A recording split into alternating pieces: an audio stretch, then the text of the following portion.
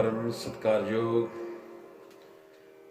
गुरु की साजी निवाजी साध संगत जीओ, जिन्ने भी इस प्रोग्राम नाल जुड़े हुए ने सारे ही प्यार ते शरधा नाल आओ उस मालक नूं याद करिए तां कि कुछ सानू शांति मिले, परमात्मा दे बचन करन वास्ते कुछ मन बने। प्यार सतਿ फतेह जी। वाहिगुरू जी का खालसा, वाहिगुरू जी की फतेह। अज का यह श्लोक जो सतगुरु गुरु तेग बहादुर ने दी पवित्र मुखारबिंद तो उच्चारण किया होया, उन्हों की पवित्र मुबारक बाणी विचों यह श्लोक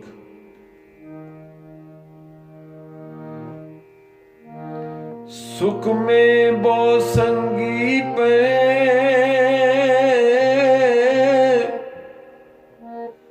दुख में संग न कोए, कौ नानक हर भज मना अंत सहाई होय। कौ नानक हर भज मना अंत सहाई होय।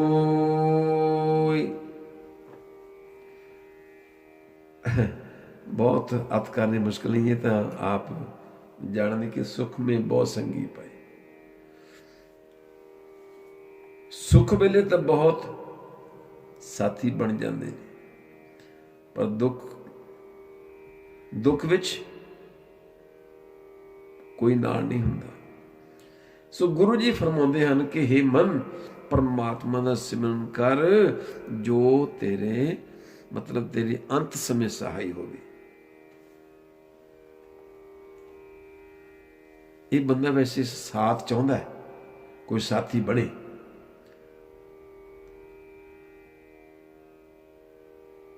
क्योंकि अकला घबरा जाता है। सब तो वड्डा दुख इसनूं अकले रहण विच ही महसूस होंदा है। कई बार तो ये बुरे तो बुरा होवे साथी, उहदे नाल भी टाइम पास कर लैंदा है, पर जिस को जीवन विच सिर्फ दुख ही दुख मिलिया होवे, पर फिर भी साथ दा सुख किसनूं साथ छड्डण नहीं दिंदा। होर साथ मिलता होवे तो शायद ये दुख का ही साथ छड्ड दे, पर जदों ये होर साथ की आस ना होवे, फिर दुख का ही साथ विच ही संमत होंदा है। कई बार वेखदे हाँ घरां विच पति पत्नी रहिंदे हन, कई तो बड़े प्यार नाल रहिंदे हन, जिन्हां ने जीवन अपना और चार लावां दे आधार ते बतीत कर रहे हैं, वो तो सुख विच हन,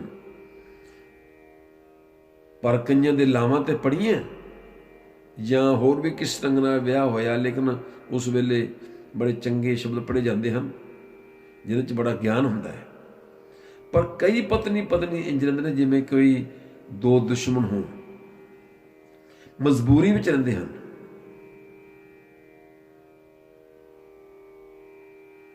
दोवां नूं कोई नहीं चलता, पर होर साथ नहीं मिलता, बस टाइम पास कर रहे हैं। लड़ते भी हैं, इकट्ठे भी रहते हैं। देखो इहो जिहा प्रमाण महाराज ने सानू, ये तो है ना संसार की गल, पति पत्नी जाने रहिंदे इकट्ठे पर झगड़ा करते हैं। इस तरह मनुख के अंदर भी आत्मा ते परमात्मा है। आत्मा ने परमात्मा को देखिया नहीं, वो भी इस घर दे विच रह रहे ने इकट्ठे, पर बहादुर गुरु कृपा करता है, शब्द दे जरिए शब्द की कमाई दे नाल उस अंदर बैठे मालक नूं परमात्मा नूं वेख लैंदा है। आखिर मनुख साथ क्यों चाहता है? संसार की पद्धर ते ये कला डरदा है। संगी साथी इसलिए हैं कि औखे वेले काम आउणगे। कई बारी हुंदा है जदों मुश्किल बनती है तो फिर उदों ਜਿਨ੍ਹਾਂ ਤੇ ਆਸ ਹੁੰਦੀ ਹੈ ਉਹ ਦਿਸਦੇ ਵੀ ਨਹੀਂ, ਲੇਕਿਨ ਜਿਹਨਾਂ ਤੇ ਆਸ ਨਹੀਂ ਹੁੰਦੀ ਉਹ ਹੋਰ ਪਾਸਿਓਂ ਆ ਕੇ ਉਹਦੀ ਸਹਾਇਤਾ ਕਰ ਦਿੰਦੇ ਨੇ। एक ਮੈਨੂੰ शेर याद आया कि हादसे में कम से कम इतना तो मुनाफा हुआ, जे मेरे ते कोई आफत बनी है, मुसीबत बनी है, उस वेले गल कहते स्पष्ट हुई कि हादसे में कम से कम इतना तो मुनाफा हुआ, अपने हमदर्दों में हमदर्द पहचाने गए, अपने हमदर्दों में हमदर्द पहचाने गए। वाह वाह। इस मनुख ਨੂੰ ਭਾਵੇਂ ਸਾਰੇ ਸੁੱਖ ਦੇ ਦਿਓ, ਨਿਸ਼ਚੈ ਕਰਵਾ ਦਿਓ ਕਿ ਇੱਥੇ ਕੋਈ ਖਤਰਾ ਨਹੀਂ, ਫਿਰ ਵੀ ਡਰਦਾ। ਇਸਲਾਮ ਦੀ ਇੱਕ ਨਾ ਪ੍ਰਸਿੱਧ ਕਹਾਣੀ ਤੇ ਸ਼ਾਇਦ ਤੁਸੀਂ ਵੀ ਸੁਣੀ ਹੋਏਗੀ, ਆਪਾਂ ਦੁਬਾਰਾ ਉਹਨੂੰ ਦੁਹਰਾ ਲਈਏ। ਕਹਿੰਦੇ ਸਭ ਤੋਂ ਪਹਿਲਾਂ ਉਸ ਖੁਦਾਵੰਦ ਕਰੀਮ ਨੇ ਆਦਮੀ ਬਣਾਇਆ, ਆਦਮ ਬਣਾਇਆ, ਆਦਮ ਉਸ ਦੇ ਰਹਿਣ ਲਈ ਥਾਂ ਬਣਾਈ, ਬੜਾ ਅੱਛਾ ਬਾਗ ਬਹਿਸ਼ਤ ਬਣਾਇਆ, ਉੱਥੇ ਉਹਨੂੰ ਭੇਜ ਦਿੱਤਾ। ਕਹਿੰਦੇ ਆਦਮ ਉੱਥੇ ਜਾ ਕੇ ਉਦਾਸ ਹੋ ਗਿਆ। ਐਸੀ ਉਹ ਮਤਲਬ ਇਹ ਜਿਹੜੀ ਕਹਾਣੀਆਂ ਨੂੰ ਸੁਣਾਈ ਜਾਂਦੀ ਹੈ ਇਸਲਾਮ ਵਿੱਚ, ਉਹ ਉਦਾਸ ਹੋ ਗਿਆ।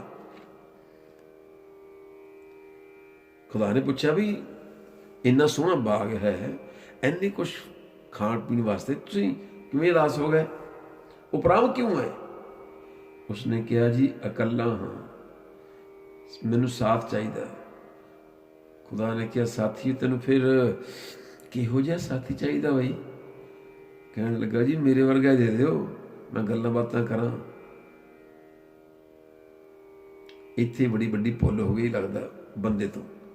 ਕਿਤੇ ਕਹਿ ਦਿੰਦਾ ਨਾ ਕਿ ਸਾਥੀ ਚਾਹੀਦਾ ਹੈ ਤੇਰੇ ਵਰਗਾ, ਤੇ ਮਨੁੱਖਤਾ ਦੇ ਗੱਲ ਵਿੱਚ ਮੁਸੀਬਤਾਂ ਨਾ ਪੈਂਦੀਆਂ। ਇਹ ਕਹਿਣ ਲੱਗਾ ਕਿ ਸਾਥੀ ਚਾਹੀਦਾ ਮੇਰੇ ਵਰਗਾ। ਖੁਦਾ ਨੇ ਉਸ ਵੇਲੇ ਉਹਦੇ ਵਰਗਾ ਬੰਦਾ, ਖੁਦਾ ਨੇ ਉਸ ਵੇਲੇ ਹੁਕਮ ਦਿੱਤਾ ਕਿ ਬਾਗ ਤੁਹਾਡੇ ਹਵਾਲੇ ਹੈ। ਇਹ ਬਾਗ ਕਹਿੰਦੇ ਹਵਾ ਤੋਂ ਬੰਦਾ ਬਣਾਇਆ। ਸਿਰਫ ਇੱਕ ਫਲ, ਕਹਿੰਦੇ ਇਸ ਬਾਗ ਦੇ ਵਿੱਚੋਂ ਨਾ ਇੱਕ ਫਲ ਨਾ ਖਾਇਓ, ਬਾਕੀ ਮੈਂ ਸਾਰੇ ਖਾ ਲਓ। ਅਫਸੋਸ ਕਿ ਉਸ ਹਵਾ ਨੇ ਸ਼ੈਤਾਨ ਦੀ ਗੱਲ, ਉਸ ਹਵਾ ਨੇ ਸ਼ੈਤਾਨ ਦੀ ਮੰਨ ਲਈ, ਪਰ ਖੁਦਾ ਦੀ ਨਹੀਂ ਮੰਨੀ। ਸ਼ੈਤਾਨ ਨੇ ਕਿਹਾ ਸਾਰੇ ਫਲ ਖਾਓ। ਆਦਮ ਨੇ ਹਵਾ ਦੀ ਮੰਨ ਲਈ, ਇਸ ਆਦਮ ਨੇ ਬੰਦੇ ਨੇ ਹਵਾ ਦੀ ਮੰਨ ਲਈ, ਖੁਦਾ ਦੀ ਨਹੀਂ ਮੰਨੀ। ਹੁਕਮ ਉਦਲੀ ਹੋ ਗਈ, ਜਿਹੜਾ ਕਿਹਾ ਸੀ ਫਲ ਨਾ ਖਾਇਓ ਉਹ ਖਾ ਲਿਆ। ਕਦੇ ਗੁੱਸੇ 'ਚ ਆ ਕੇ ਬਾਗ ਵਿੱਚੋਂ ਬਾਹਰ ਧਰਤੀ ਤੇ ਸੁੱਟਦਾ, ਅੱਜ ਤੱਕ ਭਟਕ ਰਿਹਾ ਹੈ। ਵੈਸੇ ਤੇ ਗੁਰਮਤਿ ਅਨੁਸਾਰ ਇਹ ਹੈ ਕਿ ਸਾਚੇ ਤੇ ਪਵਨਾ ਪਾਇਆ, ਬਹੁਤ ਸਿੱਧਾ ਸ਼ਬਦ। ਸਾਚੇ ਤੇ ਪਰਮਾਤਮਾ ਹਕੀਕਤ ਹੈ, ਰਿਐਲਿਟੀ ਹੈ। ਸਾਚੇ ਤੇ ਪਵਨਾ ਪਾਇਆ, ਪਵਨੇ ਤੇ ਜਲ ਹੋਏ। ਸੱਚ ਨੇ ਪਵਨ ਨੂੰ ਬਣਾਇਆ, ਪਵਨ ਤੋਂ ਪਾਣੀ ਬਣਿਆ। ਸਾਚੇ ਤੇ ਪਵਨਾ ਪਾਇਆ, ਪਵਨੇ ਤੇ ਜਲ ਹੋਏ। ਜਲ ਤੇ ਤਿਰ ਪਵਨ ਸਾਜਿਆ, ਖੜਕੜ ਜੋ ਸਮੋਏ। ਸਤਿਗੁਰੂ ਜੀ ਤੇ ਕਹਿੰਦੇ ਬਸ ਇਸ ਗੱਲ ਚੱਕਰ 'ਚ ਨਾ ਪੈ, ਬਸ ਉਹ ਤਾਂ ਤੂੰ ਨਾਮ ਜਪ ਪਰਮਾਤਮਾ ਦਾ। ਤਿਤਵਾਰ ਨਾ ਜੋਗੀ ਜਾਣੇ, ਰੁੱਤ ਮਹੁਨ ਨਾ ਕੋਈ। ਪਤਾ ਨਹੀਂ ਕਿਹੜੀ ਰੁੱਤ ਸੀ, ਉਹ ਤੈਨੂੰ ਕੀ ਪਤਾ, ਉਹ ਤੇ ਮਾਲਕ ਜਾਣਦਾ ਨਾ ਜਿਹਨੇ ਸੰਸਾਰ ਬਣਾਇਆ। ਸਾਚੇ ਤੇ ਪਵਨਾ ਪਾਇਆ, ਪਵਨੇ ਤੇ ਜਲ ਹੋਏ। ਜਲ ਤੇ ਤਿਰਪੁਣ ਸਾਜਿਆ, ਕੜਕੜ ਜੋ ਸਮੋਏ। ਤਿਤਵਾਰ ਨਾ ਕੋਈ ਜਾਣੇ, ਰੁੱਤ ਮਹੁਨ ਨਾ ਕੋਈ। ਜਾ ਕਰਤਾ ਸਿਰ ਠੀਕੋ ਸਾਜੇ, ਆਪੇ ਜਾਣੇ ਸੋਈ। ਕਹਿੰਦੇ ਮਨੁੱਖ ਨੇ, ਸਤਿਗੁਰੂ ਜੀ ਮਹਾਰਾਜ ਫਰਮਾਉਂਦੇ ਹਨ ਕਿ ਗੁਰੂ ਤੇਗ ਬਹਾਦਰ ਜੀ ਕਹਿੰਦੇ ਨੇ ਕਿ ਤੂੰ ਸਾਥੀਆਂ ਦੀ ਗਿਣਤੀ ਕਰਨੀ ਹੈ ਤਾਂ ਸੁੱਖ ਵੇਲੇ ਕਰੀ। ਪਾਰਟੀ ਰੱਖ ਦੇ ਕੋਈ, ਕਿੱਦਾਂ ਆਉਂਦੇ ਨੇ ਸਾਰੇ। ਦੁੱਖ ਵੇਲੇ ਕੋਈ ਨੇੜੇ ਨਹੀਂ ਆਉਂਦਾ। ਜਾਕੋ ਮੁਸ਼ਕਲ ਅਤਵਣੀ, ਢੋਈ ਕੋਈ ਨਾ ਦੇ। ਲਾਗੂ ਹੋਏ ਦੁਸ਼ਮਣਾ, ਸਾਕ ਵੀ ਭੱਜ ਖਲੇ। ਜਦੋਂ ਸਤਿਗੁਰੂ ਤੇਗ ਬਹਾਦਰ ਮਹਾਰਾਜ ਜੀ ਨੇ ਹਿੰਦੂ ਧਰਮ ਰੱਖਣ ਵਾਸਤੇ ਸੀਸ ਦੇਣ ਵਾਸਤੇ ਦਿੱਲੀ ਗਏ। ਉਸ ਵੇਲੇ ਉਹਨੇ ਸਾਥੀ ਨੂੰ ਪੁੱਛਿਆ ਸੀ ਨਾ, ਭਾਈ ਦਿਆਲਾ, ਭਾਈ ਸਤੀਦਾਸ, ਭਾਈ ਮਤੀਦਾਸ, ਭਾਈ ਉਹਦੇ, ਭਾਈ ਜੈਤਾ ਜੀ, ਕਿ ਤੁਸੀਂ ਇਹਨਾਂ ਨਾਲ ਆਏ ਹੋ, ਤੁਸੀਂ ਕੀ ਲੱਗਦੇ ਹੋ? ਕਹਿੰਦੇ ਸਾਡੇ ਮੁਰਸ਼ਿਦ, ਸਾਡੇ ਗੁਰੂ ਜੀ ਹਨ। ਕਹਿੰਦੇ ਇਸ ਤਰ੍ਹਾਂ ਇਹਨਾਂ ਨੂੰ ਬੜੇ ਤਸੀਹੇ ਦੇਣੇ ਤੁਹਾਨੂੰ ਵੀ। ਜੇਕਰ ਉਹ ਕੱਚੇ ਹੁੰਦੇ ਛੱਡ ਕੇ ਦੌੜ ਜਾਂਦੇ। ਨਹੀਂ, ਛੱਡ ਕੇ ਨਹੀਂ ਗਏ। ਭਾਵੇਂ ਉਹ ਕੋਈ ਆਰੇ ਨਾਲ ਚੀਰਿਆ ਗਿਆ, ਕੋਈ ਦੇਗ ਵਿੱਚ ਉਬਾਲਿਆ ਗਿਆ, ਇਹ ਅਸਲ ਸਾਥੀ ਇਹ ਹਨ। ਮਨਮੁਖਾਂ ਕੇਰੀ ਦੋਸਤੀ, ਮਾਇਆ ਕਾ ਸੰਬੰਧ। ਮਨਮੁਖਾਂ ਕੇਰੀ ਦੋਸਤੀ, ਮਾਇਆ ਕਾ ਸੰਬੰਧ। ਉਹ ਵੇਖਦਿਆਂ ਹੀ ਭੱਜ ਜਾਣ, ਕਦੇ ਨਾ ਪਾਇਨ ਬੰਦ। ਜਿਚਰ ਪਹਿਨਣ ਖਾਬ ਨੇ, ਤਿਚਰ ਰੱਖਣ ਗੰਢ। ਜਿੰਨਾ ਚਿਰ ਖਾਣ ਪੀਣ ਵਾਸਤੇ ਮਿਲਿਆ ਉਦੋਂ ਗੰਢ ਬਣਾ ਕੇ ਰੱਖੀ। ਜਿਚਰ ਪਹਿਨਣ ਖਾਬ ਨੇ, ਤਿਚਰ ਰੱਖਣ ਗੰਢ। ਜਿਤ ਦਿਨ ਕਿਸ਼ਨ ਹੋਵੀ, ਤਿਤ ਦਿਨ ਬੋਲਣ ਕੰਧ।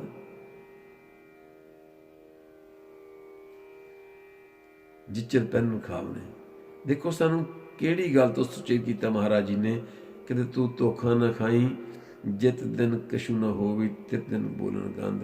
ਜਦੋਂ ਉਹਨੂੰ ਖਾਣ ਪੀਣ ਵਾਸਤੇ ਨਾ ਮਿਲਿਆ, ਉਹ ਤੇਰੇ ਵਾਸਤੇ ਗਲਤ ਬੋਲਣਗੇ ਔਰ ਤੈਨੂੰ ਗਲਤ ਕਹਿਣਗੇ। ਇਹ ਜ਼ਮਾਨਾ ਤਾਂ ਇੱਕ ਅਨਾਰ ਦੀ ਕਲੀ ਵਾਂਗੂ ਹੈ, ਜਾਂ ਅਨਾਰ ਦੀ ਕਲੀ ਵਾਂਗੂ ਦੋਸਤ ਹੈ। ਰੰਗ ਬੜਾ ਸੁੰਦਰ, ਦੇਖਣ ਨੂੰ ਬੜੀ ਸੁੰਦਰ ਹੈ, ਪਰ ਉਹ 'ਚ ਪਿਆਰ ਸੁਗੰਧੀ ਦੀ, ਯਾਨੀ ਕਿ ਪਿਆਰ ਦੀ ਸੁਗੰਧੀ ਵਿੱਚ ਨਹੀਂ ਹੁੰਦੀ। ਉਹਦੇ ਵਿੱਚ ਸੁਗੰਧੀ ਨਹੀਂ ਹੁੰਦੀ। ਘਰ ਕੀ ਨਾਰ ਬਹੁਤ ਹਿਤ ਜਾਸਿਓ, ਸਦਾ ਰਹਿਤ ਸੰਗ ਲਾਗੀ। ਜਬ ਹੰਸ ਤਜੀ ਇਹ ਕਾਇਆ, ਪ੍ਰੇਤ ਪ੍ਰੇਤ ਕਰ ਭਾਗੀ। ਘਰ ਕੀ ਨਾਰ ਬੜਾ ਪਿਆਰ ਕਰਦੀ ਹੈ, ਦੁੱਖ ਸੁੱਖ ਵੇਲੇ ਨਾਲ ਰਹਿੰਦੀ ਹੈ। ਜਬ ਹੰਸ ਤਜੀ ਇਹ ਕਾਇਆ, ਜੋ ਹੰਸ ਰੂਪੀ ਪ੍ਰਾਣ ਉਡਾਰੀ ਮਾਰ ਗਏ, ਕਹਿੰਦੇ ਫਿਰ ਪ੍ਰੇਤ ਪ੍ਰੇਤ ਕਰ ਭਾਗੀ, ਫਿਰ ਦੂਰ ਦੌੜਦੀ। ਫਿਰ ਕਿੰਨਾ ਚੰਗਾ ਹੋਵੇ ਕਿ ਮੈਨੂੰ ਕਹਿ ਦੇਵੇ ਕਿ ਪਰਮਾਤਮਾ ਮੈਨੂੰ ਮੇਰੇ ਵਰਗਾ ਸਾਥੀ ਨਹੀਂ ਚਾਹੀਦਾ, ਤੇਰੇ ਵਰਗਾ ਸਾਥੀ ਚਾਹੀਦਾ, ਜਿਹੜਾ ਮੇਰਾ ਰਖਵਾਲਾ ਬਣੇ। ਘਰ ਬਾਹਰ ਤੇਰਾ ਪ੍ਰਵਾਸਾ, ਤੂੰ ਜਨ ਕੇ ਹੈ ਸੰਗ। ਕਰ ਕਿਰਪਾ ਪ੍ਰੀਤਮ ਪ੍ਰਭ ਆਪਣੇ, ਨਾਮ ਜਪੋ ਹਰ ਰੰਗ। ਤੋ ਪਰਮਾਤਮਾ ਦਾ ਸਾਥ ਮਿਲ ਜਾਏ, ਸੰਗਤਾਂ ਦਾ ਸੱਚਾ ਸਾਥ ਵੀ ਮਿਲ ਜਾਂਦਾ ਹੈ। ਫਿਰ ਬੰਦਾ ਉਹ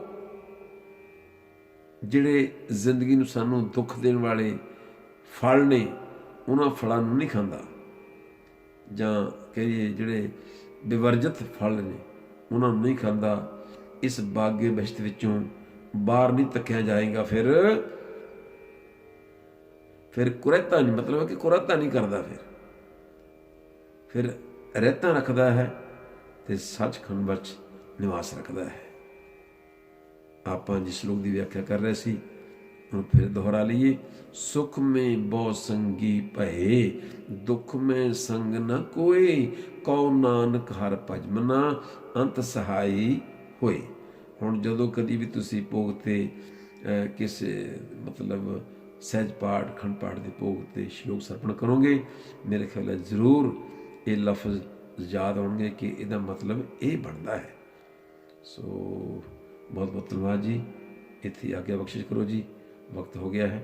ਵਾਹਿਗੁਰੂ ਜੀ ਕਾ ਖਾਲਸਾ, ਵਾਹਿਗੁਰੂ ਜੀ ਕੀ ਫਤਿਹ।